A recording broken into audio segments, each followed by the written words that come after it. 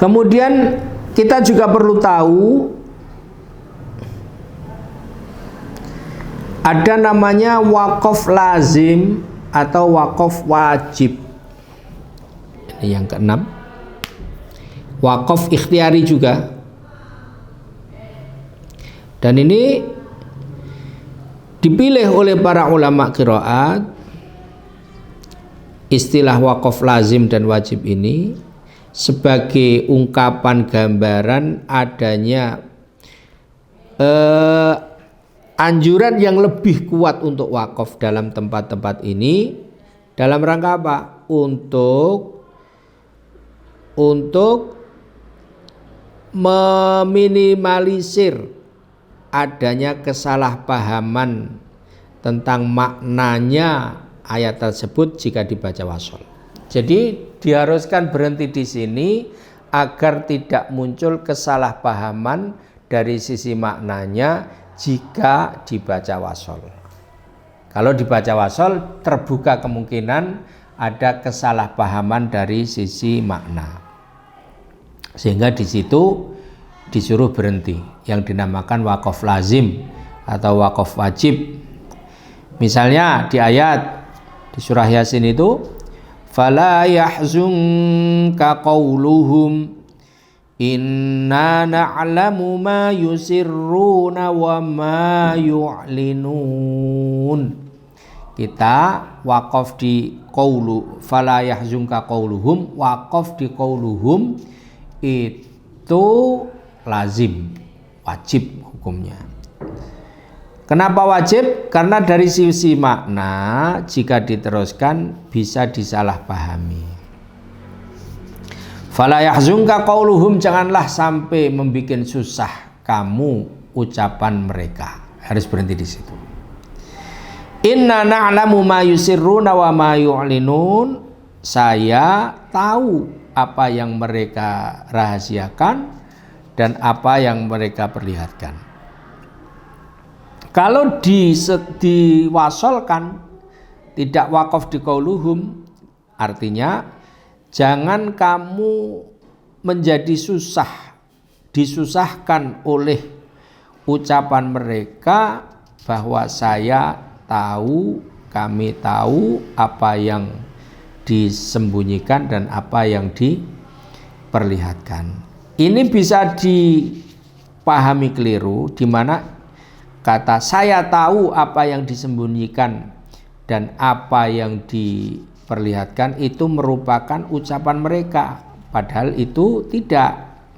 Inna na'lamu, dhamir ini kembali kepada Allah, bahwa saya Allah tahu apa yang mereka sembunyikan, apa yang mereka perlihatkan. Oleh karena itu jangan sampai kamu susah dengan ucapan mereka. Ini sehingga faedahnya untuk menepis kemungkinan kesalahpahaman dalam memaknai ayat itu. Itu beberapa contoh wakaf lazim. Kemudian yang keenam, wakaf qabih, wakaf yang jelek.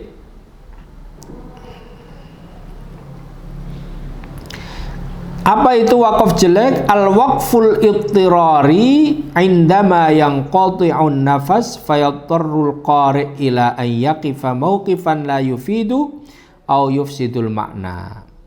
Wakaf di sebuah tempat yang disebabkan karena kehabisan napas, yang itu tempat itu tidak ada makna atau merusakkan makna yang seharusnya. Itu namanya qabih. Wakaf di tempat yang menjadikan tidak ada maknanya atau merusak makna.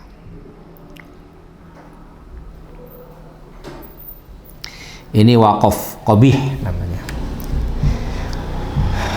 Dan derajatnya macam-macam, ada yang buruk sekali, ada yang agak buruk dan seterusnya, tergantung akibat yang ditimbulkan terhadap makna yang disebabkan oleh pemberhentian itu.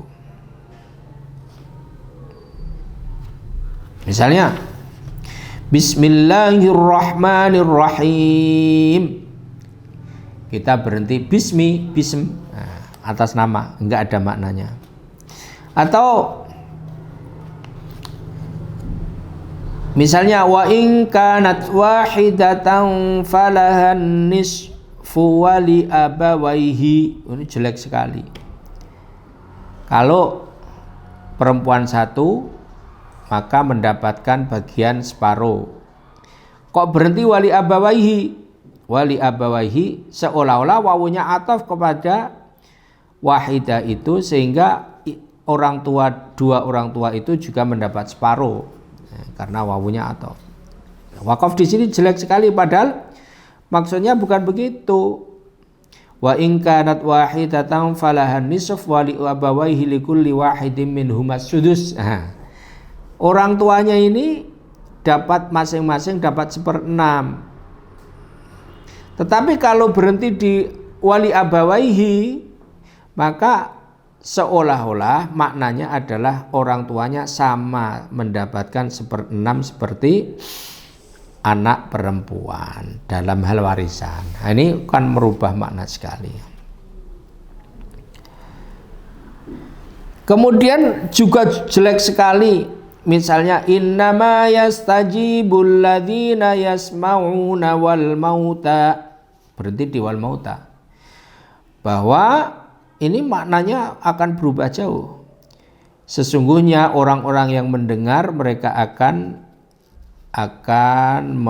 menerima, dan orang-orang yang mati. Seorang-orang wal mauta itu juga sama kedudukannya, juga menerima. Padahal sebenarnya wal mauta ini bukan wawunya bukan wawu atof, bukan ma'atof kepada alladzina yasma'un, tapi al mauta ini sebagai nanti mubtada, wal mauta yab'atsumullah. Jadi kalau berhenti al mauta itu bisa maknanya menjadi mustahil, karena orang-orang mati tidak bisa lagi yastajibun. Gitu. Dan yang paling buruk lagi, lebih buruk, jika sampai menyentuh sesuatu yang tidak patut, tidak layak disematkan kepada Allah. Misalnya di surat Al-Baqarah juz 1 itu, innallaha la yastahi ayyadriba mathalam ma ba'udatan fama fawqaha. Berhenti innallaha la yastahi. Allah tidak malu. Allah tidak malu. Nah, ini buruk sekali wakaf di sini. Padahal dimaksudkan innallaha la yastahi ayyadriba mathalam ma. Allah tidak malu membuat contoh dalam bentuk apapun. Berhenti di la yastahi. Maknanya menjadi berubah. Allah tidak punya malu. Nah, ini sesuatu yang tidak patut disematkan kepada Allah, sehingga wakafnya sangat buruk, akbah, qabih. Ini perlu kita mengetahui sekali lagi, wakaf dan ibtidah ini ada keterkaitan dengan masalah makna dan masalah i'rab. Baik saudara, selanjutnya bagaimana para imam qiraat dalam menyikapi wakaf dan ibtidah ini? Imam Nafi', imam ahli Madinah yang punya murid 2, yaitu Qalun dan Warsh, yang sebagai penerus transmisi qiraatnya Nafi', itu pola yang diterapkan oleh Imam Nafi' dalam hal wakaf itu dan ibtidah, mencari tempat-tempat wakaf dan ibtidah bagus dari sisi maknanya. Jadi kesukaan Imam Nafi' itu berhenti atau memulai bacaan di tempat yang dari sisi makna bagus. Ini Imam Nafi'. Imam Ibnu Katsir ini yang wakil Mekah, imam di Mekah, itu ciri khasnya adalah wakaf di ujung ayat secara mutlak. Dan Imam Ibnu Katsir ini tidak terbiasa wakaf di tengah ayat kecuali di 3 tempat. Jadi wakafnya Ibnu Katsir itu mencari akhir ayat, tidak mewakafkan di pertengahan ayat secara sengaja kecuali di 3 tempat. 1, wa ma ya'lamu ta'wilahu illallah di surah Ali Imran ayat 7. Kemudian di ma yush'irukum surah Al-An'am ayat 109. Kemudian yang ketiga innama yu'allimuhu bashar di An-Nahl ayat 103. Jadi maknanya bahwa Imam Ibnu Katsir itu berpegang benar-benar pada sunnah dalam hal wakaf, yaitu wakaf di akhir ayat, tidak wakaf di tengah ayat dalam hal dengan sengaja kecuali di tempat 3 itu.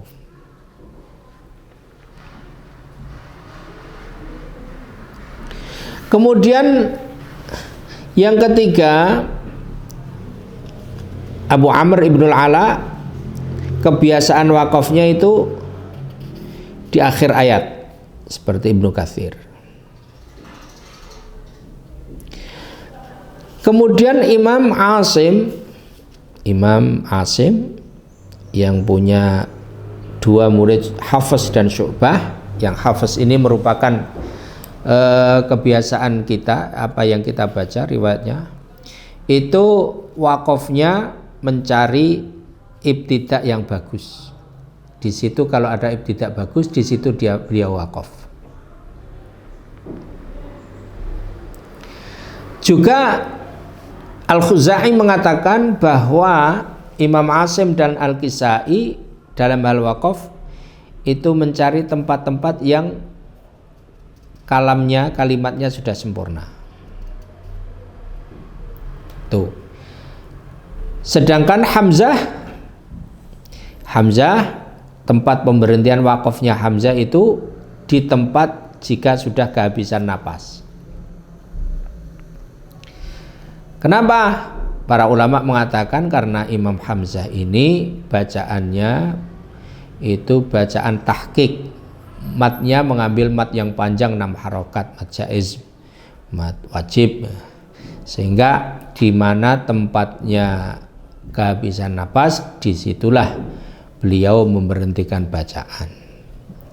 Ini beberapa tentang bagaimana para ulama qiraat, para imam 7 itu menyikapi masalah wakaf dan ibtidah. Kemudian ada lagi fenomena namanya al-waqfu al-mutakallaf, wakaf yang dipaksakan, wakaf yang dibikin-bikin. Ini ada sebagian qari itu wakafnya itu dibikin-bikin, dipaksakan. Misalnya Rabbana la tu'akhidna in nasina aw akhtana Rabbana wa la tahmil alaina isran kama hamaltahu 'alal ladzina min qablina Rabbana wa la tuhammilna ma la taqata lana bih wa'fu 'anna waghfir lana warhamna anta maulana fansurna 'alal qaumil kafirin. Qari ini berhenti pada warhamna ant, kemudian ibtidak maulana fansurna 'alal qaumil kafirin, ala makna nida ayya maulana. Wakaf dibikin-bikin.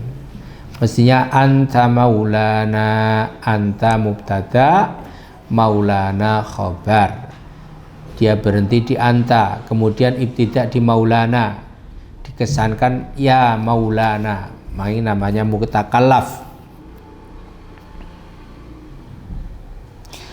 Misalnya cek, tsumma ja'u kayahlifuna billahi in aradna illa ihsanan wa taufiqa. Dipaksakan berhenti di yahlifun. Tsumma ja'u kayahlifun, kemudian mereka mendatangi kamu seraya bersumpah.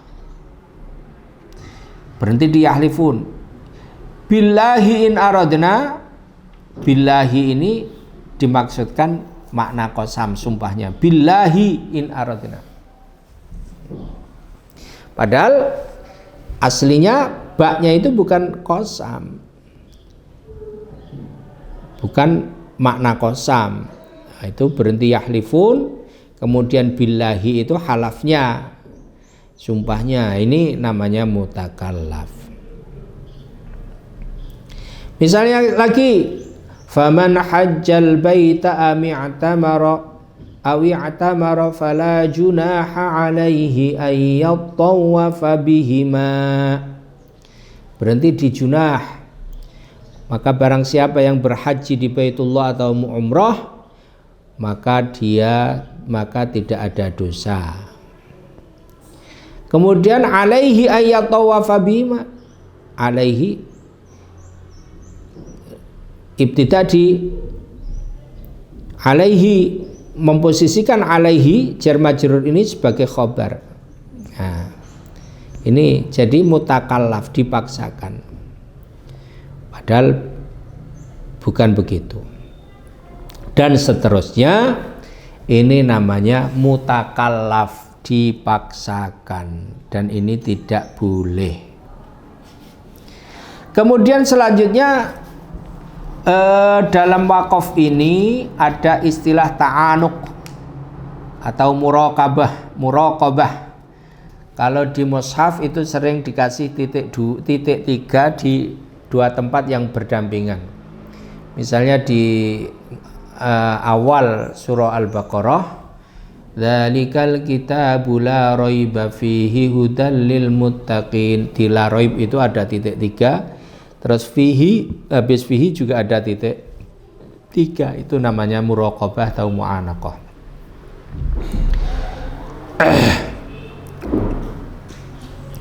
Ini merujuk kepada apa? Merujuk kepada pendapat ulama bahwa sebagian ahli qiraat itu membolehkan wakaf pada yang pertama, kemudian ulama yang lain membolehkan wakaf pada yang kedua. Nah, ini para ulama mengatakan boleh di salah satu dari dua-duanya, tapi jangan wakaf di dua-duanya. Misalnya dzalikal kitabu la raib, di situ boleh. Kemudian fihi hudal lil muttaqin. Atau dzalikal kitabu la raiba fihi, berhenti di situ, hudal lil muttaqin. Tapi tidak dianjurkan dzalikal kitabu la raib, berhenti di situ, kemudian fihi juga berhenti. Itu tidak dianjurkan. Fa idza waqafta ala ahadihima umtuni al waqfu alal akhar. Jika sudah berhenti di salah satu tempat dari duanya, maka tidak boleh wakaf di tempat yang satunya lagi. Ini namanya mu'anaqah atau muraqabah. Selanjutnya, dalam masalah wakaf dan ibtida ini juga ada istilah al-waqfu wal qat'u was-saktu. Wakaf berhenti, al-qat'u menyelesaikan membaca Al-Quran, dan as-saktu adalah jeda. Kita sudah tahu makna wakaf. Tadi sudah kita sampaikan panjang. Yang kedua, al-qat'u itu adalah berhenti total untuk berpindah pekerjaan kepada selain baca. Itu al-qat'u.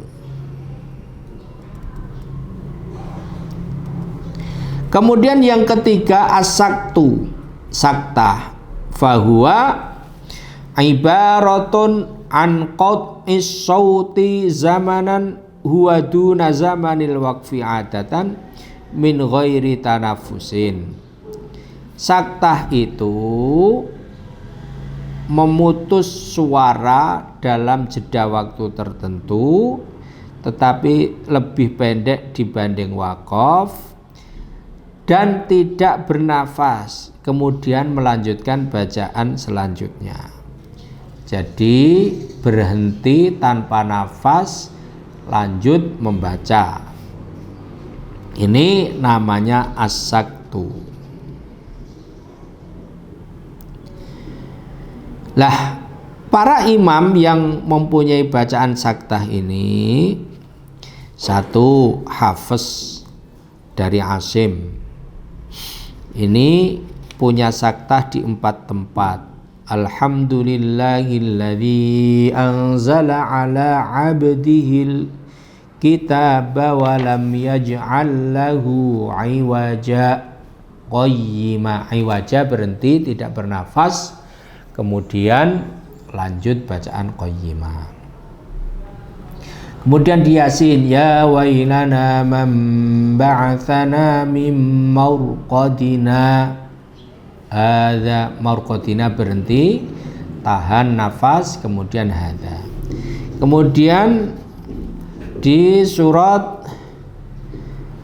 Qiyamah, fa idza balagatit taraqiya wa qila man rok, man berhenti. Kalau dilanjutkan marrok, nun ketemu ro. Tapi ini berhenti di situ diidharakan man, berhenti tanpa nafas, kemudian rok. Kemudian yang keempat di mutaffifin, kallabal rona. Aslinya kan kalau lanjut kallabar rona. Nah, ini kallabal, lamnya idhar, kemudian tanpa nafas berhenti, kemudian lanjut rona. Ini satu itu Hafiz dari Asim.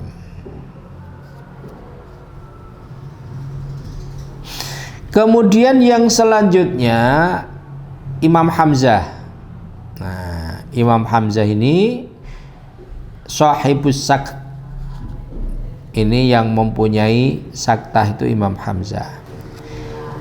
Imam Hamzah itu membaca saktah setiap huruf yang bersukun yang diikuti oleh hamzah di tempat kalimat yang berbeda.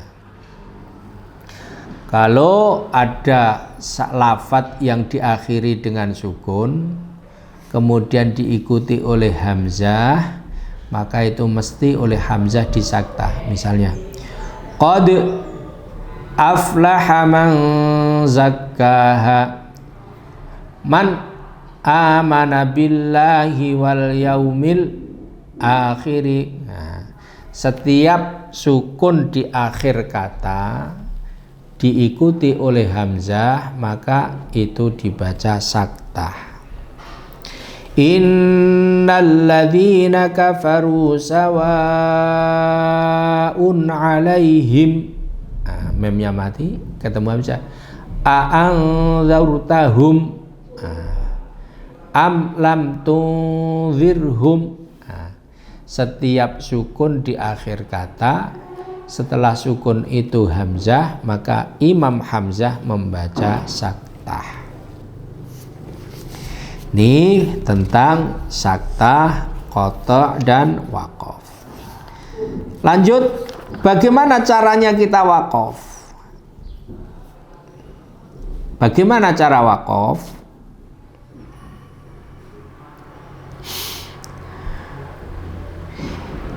Waqaf itu caranya ada 3 dalam qiraat, yang diikuti dalam qiraat itu ada 3.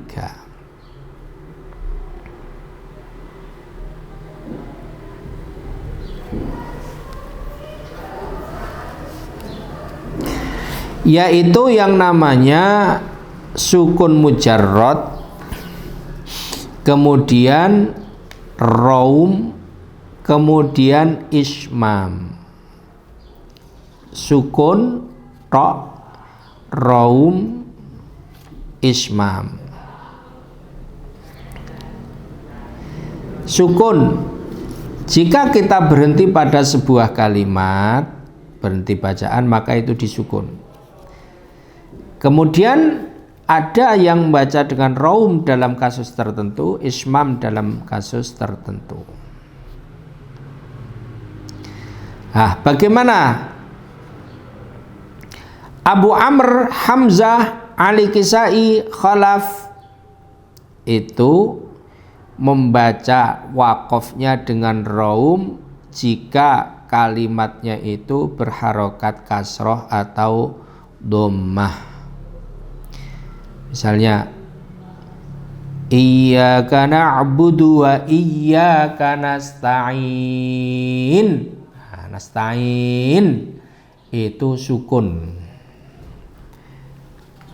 Kemudian raum itu apa? Raum itu membaca harokat hanya sebagian, tidak penuh.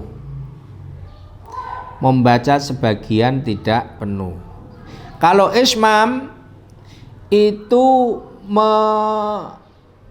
membaca harokat, menunjukkan harokat yang asli dengan bentuk mulut. Mulutnya menggambarkan harokat aslinya tapi tanpa memunculkan suara, itu ismam. Kalau raum itu membaca harokatnya tetapi tidak penuh. Nasta'inu, kalau sukun asli nasta'in. Nah, kalau raum nu-nya itu dibunyikan nu tetapi tidak penuh. Ukurannya tidak penuh bagaimana? Harokat nu itu bisa didengar oleh dirinya sendiri, tetapi tetangganya yang duduk di sebelahnya tidak mendengarkan nu-nya itu. Iyyaka na'budu wa iyyaka nasta'in. Nah, kita dengar sendiri nu-nya, tetapi tetangga sebelah yang berdampingan dengan kita tidak mendengarkan dhammahnya nu itu namanya raum. Kalau ismam itu pakai isyarat mulut tanpa didengar suaranya. Iyyaka na'budu wa iyyaka nasta'in. Nah, gitu. Oke. Itu cara berhenti waqaf, bisa sukun, bisa raum. Kemudian jika kita berhenti pada tak taknis. Tak taknis. Tuklabu ta'ut taknisi fil waqfi ha'an. Tak taknis jika waqaf maka dirubah menjadi ha. Hanya di situ prakteknya ada beberapa, di mana Al-Kisai, Imam Kisai jika berhenti pada kalimat yang berakhiran dengan tak taknis maka tak taknis itu dirubah menjadi ha. Kemudian jika sebelum tak taknis itu berupa salah satu dari 15 huruf, maka huruf yang sebelum tak taknis itu diimalahkan. Jadi kalau berhenti khalifah misalnya tak taknis, tak taknisnya menjadi ha. Huruf sebelum tak taknis itu jika salah satu dari 15 huruf, maka huruf yang sebelum tak taknis itu dibaca imalah. 15 itu apa? 1 fa, 2 jim, 3 sa, 4 ta, 5 zai, 6 ya, nun, ba, lam, zal, wawu, dal, shin, mim, dan sin. Dari 15 ini maka hurufnya baca imalah. Misalnya, wa idz qala rabbuka lil malaikati inni ja'ilun fil ardi khalifah. Fa, jim, sa, ta, zai, ya, nun, ba, lam, zal, wawu, dal, shin, mim, sin.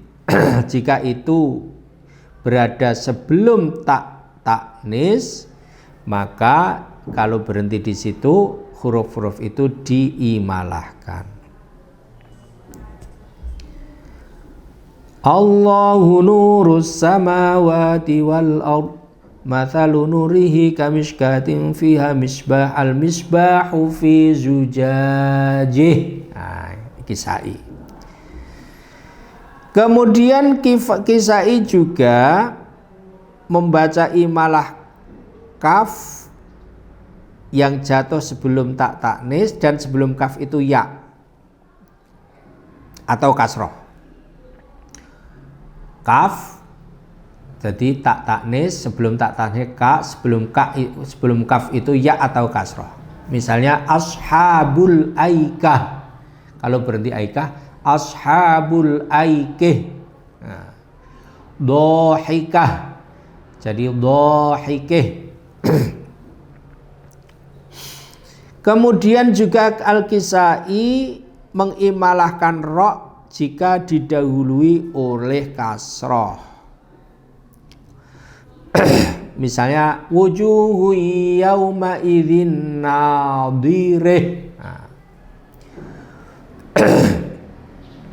Wujuhu yauma idzin nadhirih ila rabbiha nadhirih.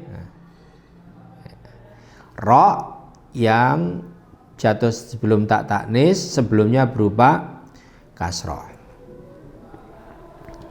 Ini Kisai. Jadi yang punya imalah banyak itu adalah Al-Kisai. Kemudian jika waqaf pada hamzah, ini semua imam sama kecuali Imam Hamzah.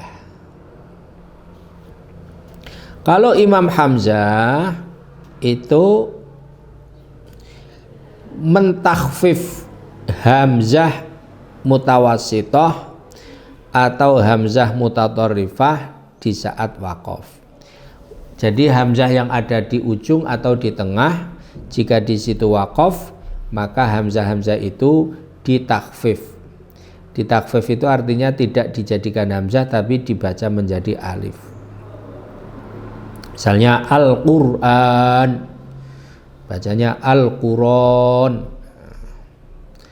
Al-Quran misalnya.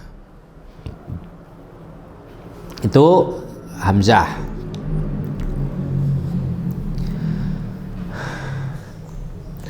Akhirnya yang terakhir pada kuliah kita kali ini tentang ibtida.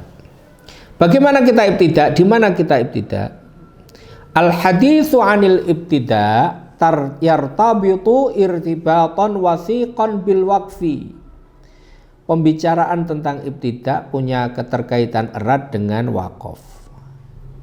Wa idza qala al-qurra la yajuzul waqfu ala kadza fa ma'na hadza annahu la yajuzu al-ibtida'u bima ba'dahu. Jika seorang qari mengatakan tidak boleh loh waqaf di sini, maka artinya ibtida di lafadz setelahnya tidak boleh. Fa idza qila yajuzu al-waqfu bi kadza fa ma'na hadza annahu yajuzu al-ibtida bima ba'dahu. Dan sebaliknya dikatakan jika di sini boleh waqaf, artinya ibtida di setelahnya itu boleh. Nah, bedanya dengan waqaf, kalau waqaf itu ada ikhtiyari, ada idtirari, maka kalau ibtida itu hanya ikhtiyari.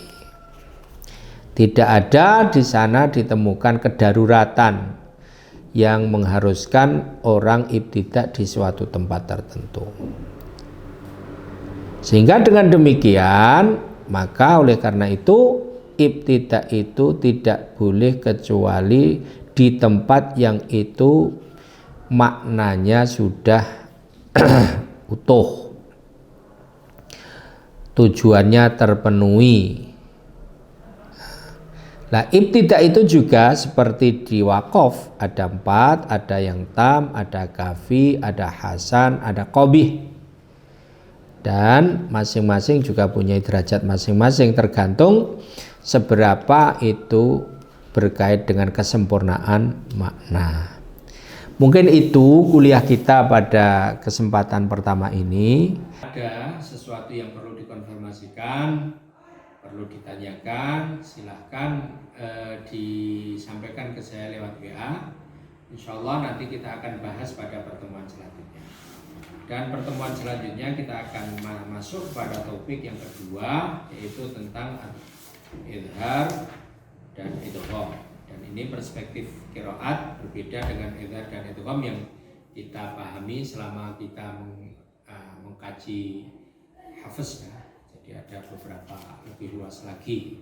Mungkin itu dari saya, kurang lebihnya minta maaf. Assalamualaikum warahmatullahi wabarakatuh.